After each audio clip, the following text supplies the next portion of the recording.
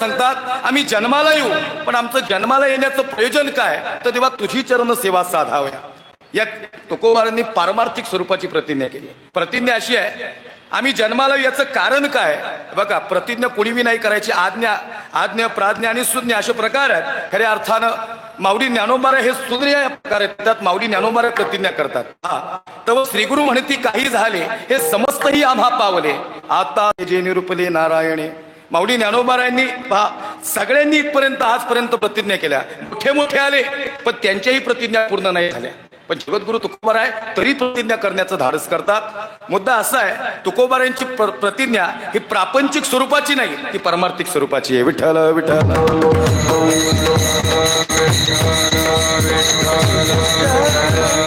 म्हणून स्वजनाचे प्राज्ञ आहेत, खऱ्या अर्थानं त्यांनी आज्ञा करायची असते. जे सुज्ञ आहेत त्यांनी प्रतिज्ञा करायची, आणि जे आज्ञ आहेत त्यांच्याकडून आपसुकच आज्ञा होत असते. तीन गोष्टी, तीन प्रकार शास्त्रात वर्णन केल्याप्रमाणे प्राज्ञ आहेत त्यांनी आज्ञा करावी. श्रीगुरु निवृत्तीनाथ महाराज हे प्राज्ञ आहेत. तर श्रीगुरु म्हणती काही झाले हे समस्तही आम्हा पावले, आता सांगेचे निरूपले नारायण.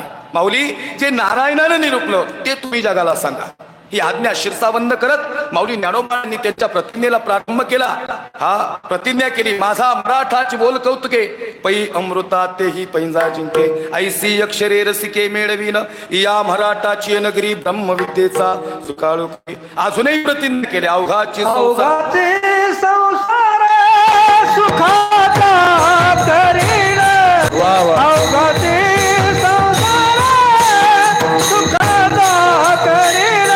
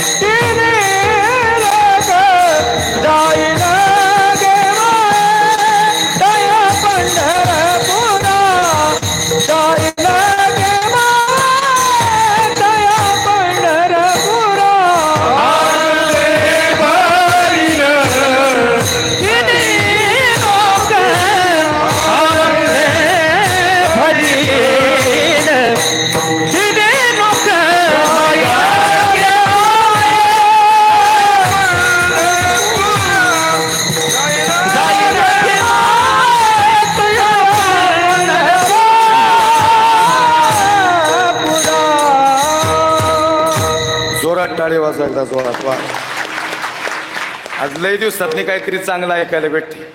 नाही तर लय फरफट हो, नुसतीच वरफड, कुठल्या कुठं चाललंय गणित काहीच कळत नाही. पकवासता असा बडी होत्या सगळ्या टोलच वाजवत्यात. गुरुजींचं कसं काम आहे, सोपं सोपं आहे एकदम. आता काय इकडून मला तारखा नाही येणार, पण आपलं गडीभर कसं आहे माहिती का, जे चांगले त्याला चांगलं बी म्हणलं पाहिजे. नाही लक्ष नाही का, त्याला फार मोठं धाडस लागतं. अवघाची संसार सुखाचा करीन, आनंदे भरीन तिन्ही लोके.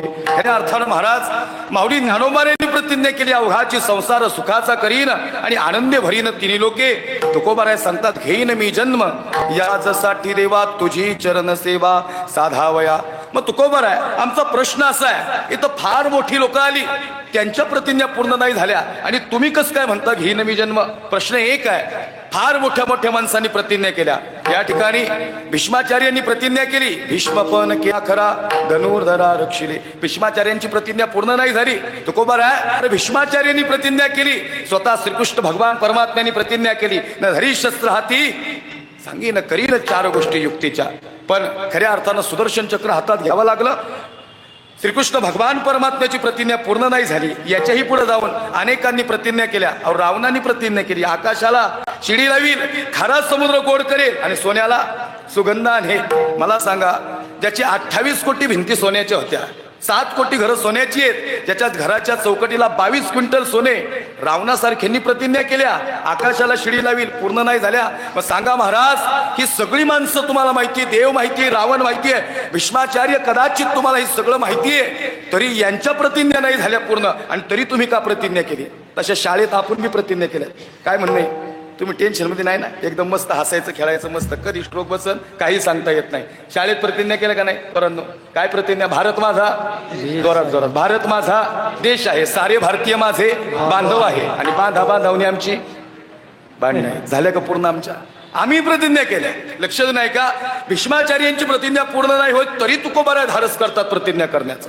श्रीकृष्ण भगवान परमात्म्याची स्वतः देवानं प्रतिज्ञा करावी तरी देवाची प्रतिज्ञा पूर्ण नाही झाली तरी तुकोबाराय धाडस करतात प्रतिज्ञा करण्याचं. कारण असं आहे, तुकोबारांची प्रतिज्ञा पूर्ण होईल का? तर याचं उत्तर आहे होईल. याचं कारण असं आहे, मोठं वाक्य सांगतोय का, माणसानं प्रतिज्ञा करू नये हे बरोबर आहे, माणसानं प्रतिज्ञा करू नये गुरुजी हे बरोबर आहे, पण परमार्था संबंधीची केल्याशिवाय राहू नये हेही सत्य आहे. विठ्ठल विठ्ठल.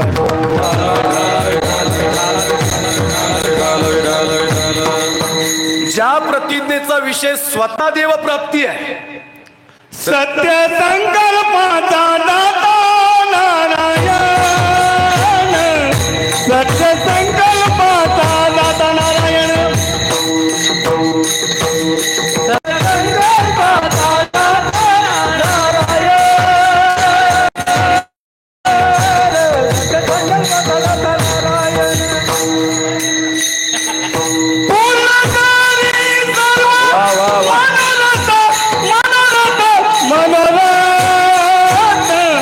सत्य संकल्पाचा दाता नारायण, सत्य संकल्पाचा दाता नारायण.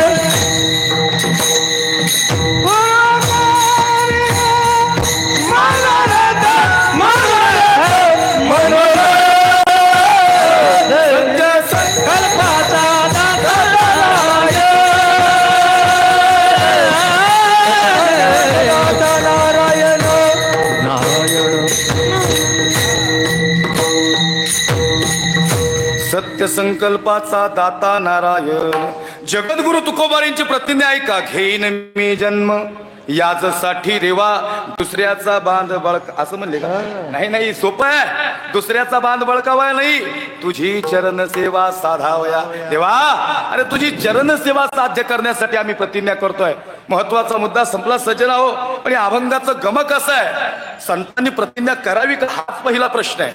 संत खऱ्या अर्थानं पहा, वर्ग जरी आम्ही परमार्थात पारमार्थिक स्वरूपाचं चिंतन मांडत असताना पाहिले असतील, संत स्वतःहून येतात आणि संत स्वतःहून जातात. तुम्ही आम्ही नाही म्हटलं तरी आम्हाला यावं लागतं. प्रत्येकाला प्रमाण आहे, देवाला दुसऱ्याच्या इच्छेने अवताराला यावं लागतं. तुकोबाराय घेऊ शकतात का जन्म? ही शास्त्र संमत प्रतिज्ञा आहे का हेही पाहावं लागल.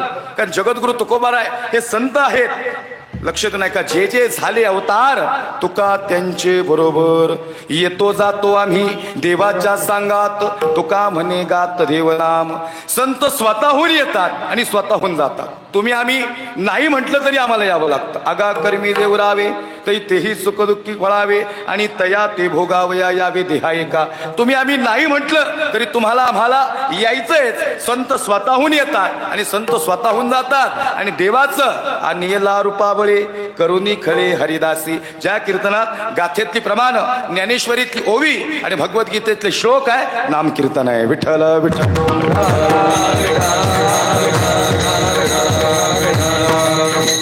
म्हणून जगद्गुरु तुकोबारांची प्रतिज्ञा शास्त्र संमत आहे का? याचं उत्तर पहिलं आहे की ते शास्त्र संमत आहे. कारण तुकोबाराय जेवढे देवाचे अवतार झाले त्या प्रत्येक अवताराबरोबर तुकोबाराय सांगतात, पहा संतांनी या ठिकाणी ही भूमिका का मांडली, त्यांना स्वातंत्र्य येण्यामध्ये. कारण त्यांचं प्रारब्ध शिल्लक नाही, तुमचं आमचं प्रारब्ध शिल्लक आहे. सज्जना हो, तुम्हाला आम्हाला नाही म्हटलं तरी यावं लागल. नाहीतर आज मी अभंग घेतला, तुम्ही उद्या जाऊन गाथेत अभंग बघणार आणि तुम्ही वाट्या उभा राहणार आणि घेईन मी जन्म यासाठी देवा तुझी चरण सेवा साधावया.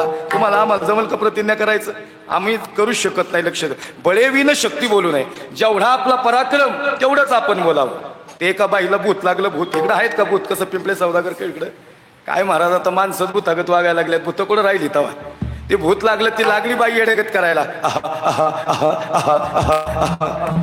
आता आपल्या इकडे पुण्यात मी, मला माहिती इथं ऋषी म्हणतात. हा सहसा मराठवाडा विदर्भात गेल्यावर मला प्रश्न विचारावा लागतो की भगत म्हणतात, वैद म्हणतात का जाणता म्हणतात? लक्षात नाही का? ते देवऋषीकडे नेलं, जबरदस्त भूत लागली ना बाई वेडेगत करायला. मी काय म्हणतो, आपण नाही म्हणू शकत घेईन मी जन्म, हा अधिकार संतांचा आहे. लक्षात नाही का? आणि मग ती जशी बाई येडेगत करायला लागली, त्यांनी तो अंगारा काढला गुरुजी, ते दुपारा काढला, ते नाडा काढला. अशी नाड्याची गाठ बांधायचा तो दिवशी. भूत बांधू का बाहेरचं बांधू, भूत बांधू का बाहेरचं बांधू, भूत बांधू का बाहेरचं बांधू. आणि नुसता अंगारा टाकला की बाई लोक म्हणली भूत बाहेर येतं का काय? काय झालं एखाद्याचं वाटोळ झालं की बघायला येतात बघा. आजपर्यंत या मातीचा इतिहास आहे. इथल्या माणसाने आपली माणसं कधीच मोठी नाही होऊन दिलेली, कधीच नाही. नाही नाही अहो लई स्पर्धा. काटे साहेब राजकारण स्पर्धा नाही, इकडे लई स्पर्धा आहे, प्रचंड स्पर्धा आहे. नाहीच जमणार. भजन्यांमध्ये भांडणे आहेत. रोज बघतोय आम्ही माईक फेकून आणि त्यात भजनाला बसते. गुरुजी खरे रियालिटी आम्ही डोळ्यांनी बघितलं. पोरं कशी येणार मग?